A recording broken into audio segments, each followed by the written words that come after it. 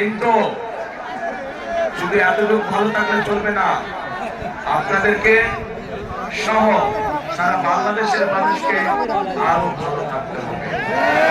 ভালো থাকতে হবে, এই যে আপনারা সারা মাঠ ধরে যে প্রায় হাজার লক্ষ মানুষ এখানে উপস্থিত আছেন, আপনারা তো দেখতে পাচ্ছেন না যে মঞ্চের সামনে এখানে কিছু মানুষ বসে আছে, যেই মানুষগুলো গত 15-16 বছর ধরে তাদের পরিবারের করে একজন স্বজনকে হারিয়েছে।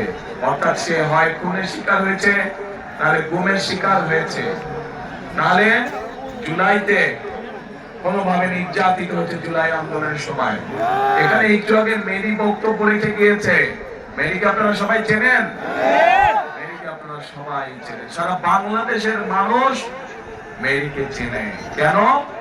কারণ মেরি ভোট ডাকাতির বিরুদ্ধে প্রতিবাদ করতে গিয়েছিল, এবং প্রতিবাদ করতে গিয়ে সে সারা জীবনের জন্য তার নিজের দৃষ্টি শক্তি হারিয়েছে। তার বক্তব্য আপনারা শুনেছেন। এরকম হাজারো মেরি বাংলাদেশে রয়েছে। এই যে মানুষগুলো গত 16-17 বছর যাবৎ প্রতিবাদ করেছে, কিসের প্রতিবাদ?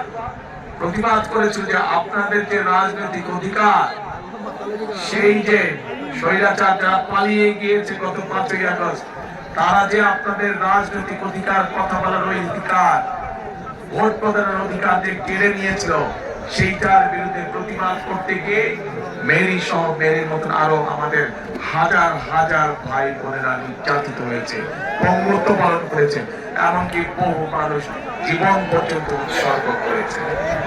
এখন প্রিয় ভাই বোনেরা, এই মানুষগুলোর আত্মত্যাগ, এই মানুষগুলোর উপর আত্মত্যাগ, তার যদি আমাদেরকে মূল্যায়ন করতে হয়, প্রতিদান দিতে হয়, তাহলে শুধুমাত্র এই মিটিং করলে আমাদেরকে হবে না।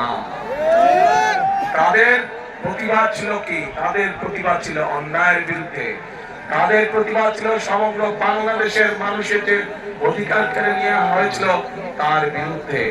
এবং এই অধিকারকে যদি প্রয়োগ করতে হয়, এই অধিকারকে যদি কেড়ে নেওয়া অধিকারকে যদি ফিরিয়ে আনতে হয়, তাহলে অবশ্যই 12 তারিখে আপনাদেরকে